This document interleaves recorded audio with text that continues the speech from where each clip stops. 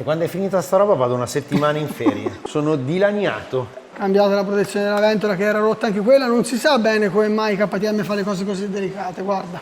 Si rompe tutto in questa moto. Sta messa così, poverina. E questo è l'olio quello della Lidl, il Silubit e i paraoli quelli della Lidl, giusto? Peggio delle moto cinesi. Peggio delle moto cinesi, veramente, guarda. Ragazzi, bentornati. Siamo finalmente all'episodio conclusivo di questa serie. Siamo mica andati a letto a dormire. Fabio, ti sento! Ah, scusa, hai detto ci vediamo domani. Ah, perché stai riprendendo un altro. Eh sì! Hai detto che mi prende per il culo. Figa, oggi ci sono proprio tutti. Vai. Fammi aprire a questi elementi. Siamo arrivati alla puntata finale di questa serie. Come vi ho anticipato settimana scorsa, oggi andremo a rimontare il mono, revisionare le forcelle davanti. Ok. Verrà rimontata completamente la moto, verranno messi dentro tutti i liquidi. Monteremo la super pulsantiera che mi è arrivata, che vi ho fatto vedere nella prima puntata. Andrò a montare il nuovo paramotore. Questa è la cosa veramente figa di questo paramotore. Il mio stava in queste condizioni qua, distrutto. Si è sfrangiato anche in questi punti. E ultime ma non ultime, ho messo anche finalmente le manopole di spugna della Pro Grip. Sono felicissimo. Bene, rimanete collegati, guardatevi tutto questo video perché è una bomba. È forse insieme al primo l'episodio più figo della serie. E ci vediamo alla fine per i saluti. Bella! Puzza di inculato. Non lo so perché. Allora, abbiamo rimontato il mono. Quasi rimontato. Pararam.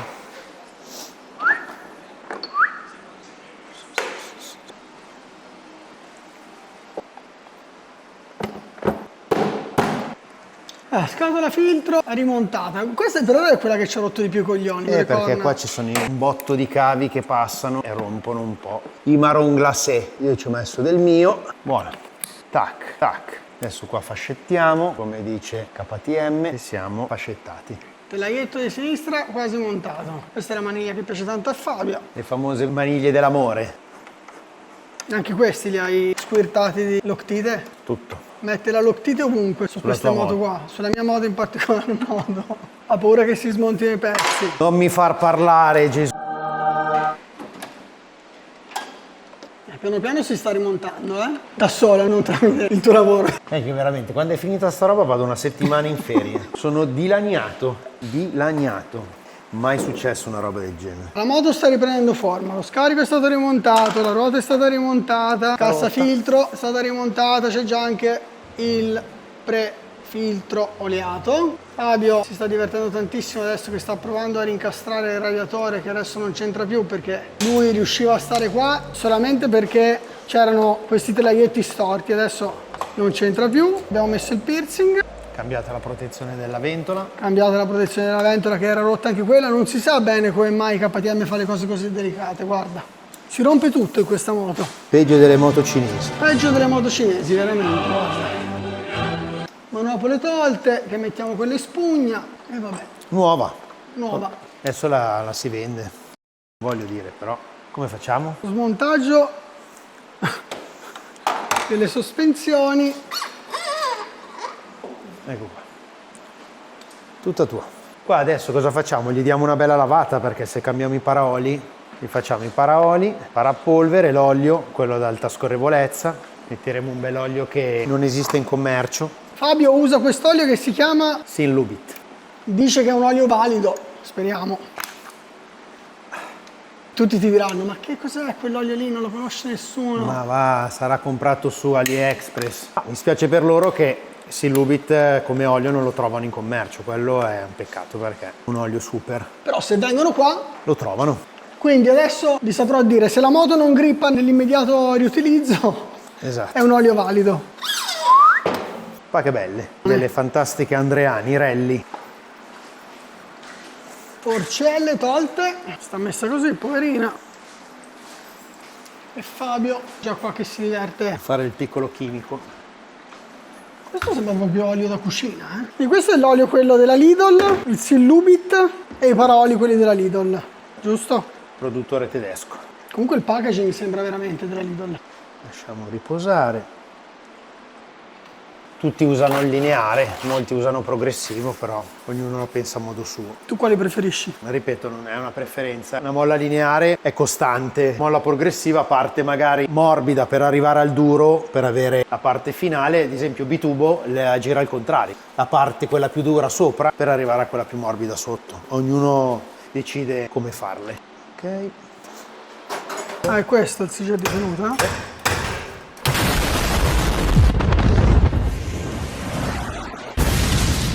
Ok, ce l'abbiamo fatta. Cos'è questa? Vedo che è circolare. Boccola di scorrevolezza, altra boccola di scorrevolezza, paraolio, Come era messo alla siger, fine?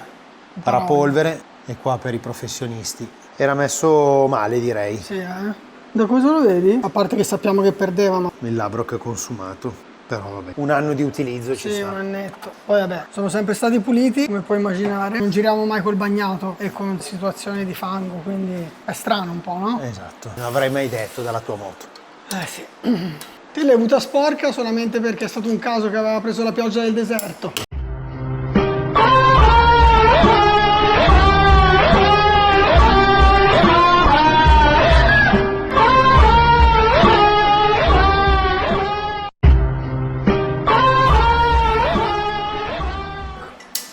Ok? Questo è il paraolio e quell'altro è il parapolvere. Che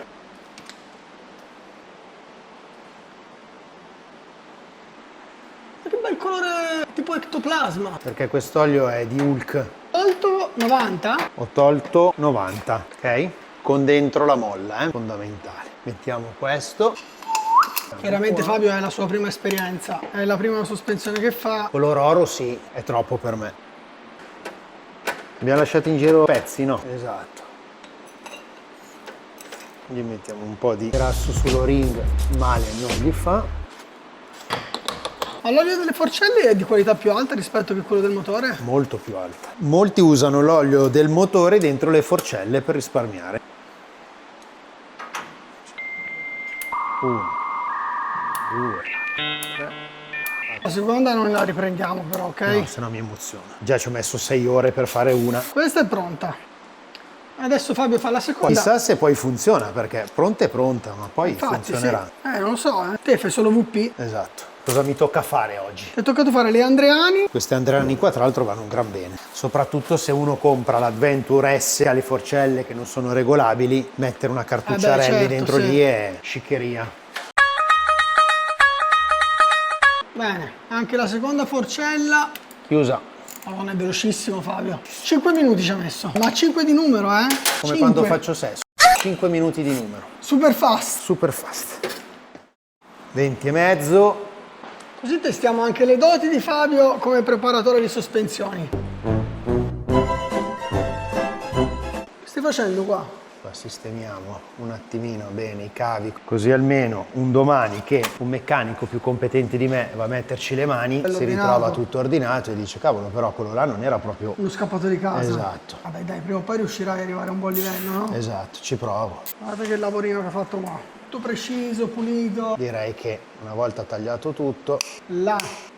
dall'altro lato abbiamo ripulito tutto, abbiamo creato ovviamente dello spazio qua. KTM qua prevede una staffettina col supporto della valvola SAS, la parte di evap qua, c'è un'altra staffa con la scatola evap che è stato eliminato, abbiamo eliminato tutto. Che è il canister, quello che va lì, no? Esattamente, sistemato tutto, tolto i vari tubicini che arrivavano mettendo dei tappini, la resistenza per la centralina, così almeno tutto questo spazio vuoto crea molto più passaggio di aria e quindi un maggior raffreddamento del motore. Magari dico una cazzata, i cavi che sarebbero qua liberi non sballozzolano e quindi magari si rovinano anche meno i cavi a livello di guaine. Allora ti dico, KTM su queste cose è molto precisa, con le sue staffettine e le sue fascette funziona, non hai roba in giro, però chiaramente tutta questa parte in origine, se uno smonta la moto, qua è pieno di staffe, vitine, peso in più, spazio in meno, liberando il tutto volutamente anche perché un domani vai a lavare la moto, chiaramente più spazio hai, meno terra, schifezza rimane attorno alla moto e meglio la riesci a lavare, perché qua tu hai il serbatoio, tutta questa parte qua non ci arrivi, ma se tu con la lancia ti metti a pulire la moto, avendo liberato tutto, gira di più l'acqua adesso. Gira molto di più e quindi la terra rimane meno stagnante vicino al motore, perché a me è capitato di un ragazzo che è stato nelle Filippine, che è tornato con la moto tutta infangata, togliere il serbatoio e trovare tutta questa parte in un blocco unico di terra. Ah, minchia, qua era tutto, c'era il setup di tutto un blocco di incrostazione. terra. Avevi una moto che era come sigillato, invece ripulendo così sicuramente a livello di norme anti-inquinamento non le stiamo rispettando, quindi questa cosa, lo dico a tutti, è un qualcosa fuori legge. Come del resto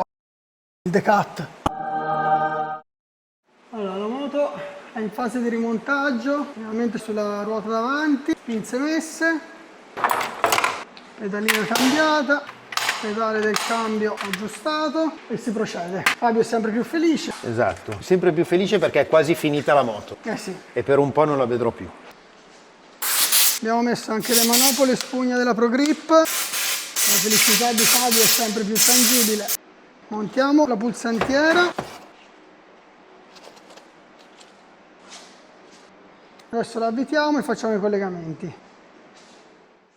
Sto facendo i collegamenti a regola d'arte e la gente pensa che sia tutto semplice da fare.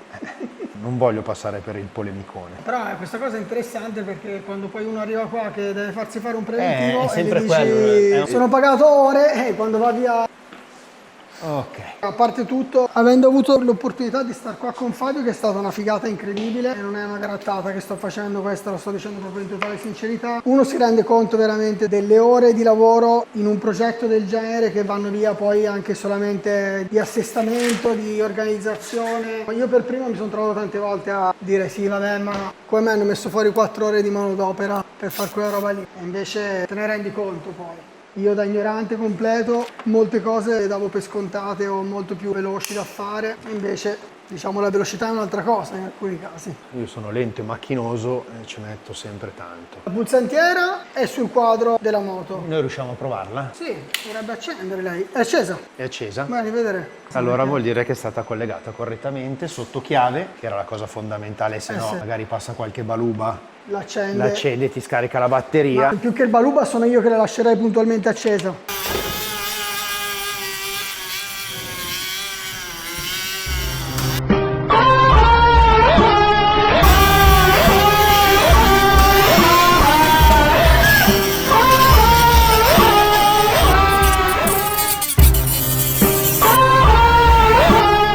Dai, l'abbiamo tagliata. Adesso non sbatte più e sono un po' più corti e la preferisco. Allora, già che stiamo facendo questo bel lavoro di reset della moto, vado a cambiare anche il plexi che è completamente devastato.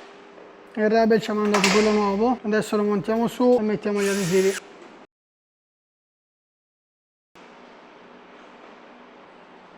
Mi piacerebbe anche lasciarla trasparente, visto che durerà tipo 3 giorni in questo stato.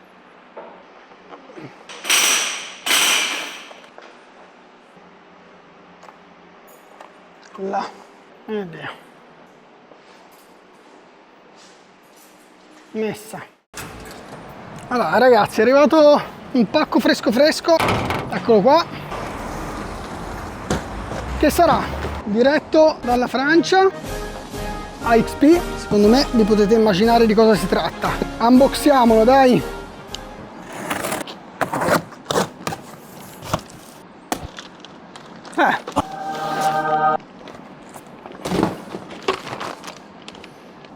Già così devo dire che si presenta una roba completamente diversa rispetto al Power Parts. Senza averlo ancora aperto sembra proprio al limite dell'impossibile da tanto che è leggero. È una bella bustona. Abbiamo qua la chiusura di carta, come se fosse un enorme pacchetto di patatine. Adesso vediamo cosa c'è dentro questo bel sacchettone. Allora. Eccolo qua. Abbiamo il paramotore, il suo bel materiale plastico, leggerissimo ragazzi. Ci sono qua delle resistenze sicuramente per il calore. Questo è il modello, quello per un utilizzo più intensivo, più aggressivo. C'è un modello invece più touring, meno rinforzato, il costo è uguale. Adesso vediamo cosa c'è dentro questo pack qua. Ci saranno sicuramente le staffe di montaggio, questa è sicuramente la parte che va qua, le varie staffe di montaggio, peraltro guarda che sono belle impellicolate per proteggerle da graffi durante il trasporto, ottimo confezionamento, gli adesivi da mettere sul paramotore una volta che è montato, tutta la viteria con un altro bel adesivo e le istruzioni di montaggio. Queste devono essere delle gomma piuma di protezione, dopo le vedremo, questo non ve lo so dire, bisogna vedere dalle istruzioni cos'è. Adesso andiamo dentro e procediamo all'installazione di questo bambolotto qua. Test maneggevolezza. Ragazzi, cioè, lo sto riuscendo a tenere su in questo modo. Vedete che le plastiche come sono si deformano, seguono l'urto, hanno una deformazione e poi tornano nella loro posizione. Sono veramente molto curioso di montarlo e di vedere come va. Io l'ho preso nero perché sennò c'è troppa roba arancione sulla moto, la vorrei tutta nera. Andiamo a montarlo. C'è su il Power Parts che, come vi dicevo, queste zone qua sono deformate con le migliaia di cadute che ho fatto. Praticamente è diventato impossibile riaddrizzarlo e comunque ha fatto il suo porco lavoro, perché chi segue il canale sa quanti miliardi di volte sono caduto a terra. Quello che vi dicevo prima è questa zona che si è aperta, cercando di riaprirlo dopo le cadute a son di riportarlo in posizione. Questa zona qua ha iniziato a cedere ma non dà particolari problemi. Il problema è che, essendo tutto deformato, spinge sul serbatoio e, secondo delle cadute che fai, il serbatoio qua, a son di avere lui in compressione, rischia di andare in aderenza totale al motore. Adesso lo tiriamo giù.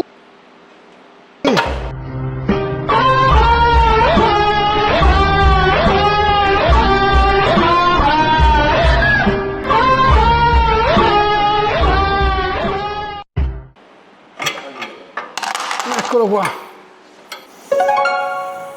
Queste sono le zone, quelle che sono sfrangiate. Come peso rispetto alla XP è maggiore,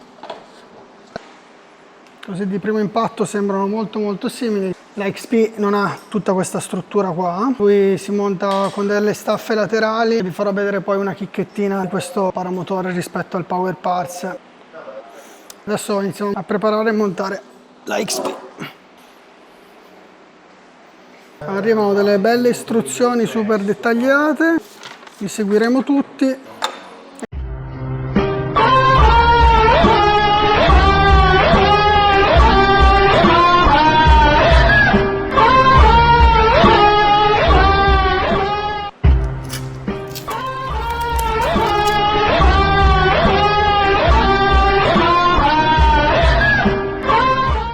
Eccoci, montate tutte le staffe.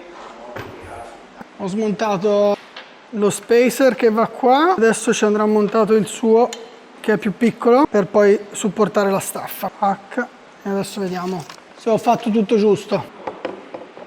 Passiamo dall'altro lato, un po' di loctite anche di qua. Questa è la cosa veramente figa di questo paramotore, che lui, una volta che smonti le viti davanti, lui scende, e quindi per farci gli interventi di manutenzione è veramente una bomba, veramente una bombetta. Danno i suoi spacer qua, fitta perfettamente anche di qua, e adesso fissiamo la parte davanti. Ok, 2 ore per montare un paramotore ci stanno?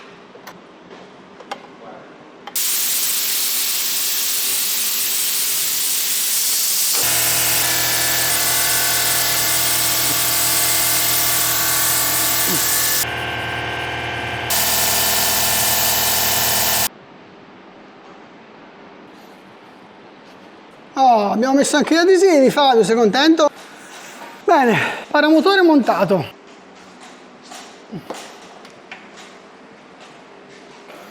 Veramente bello spesso.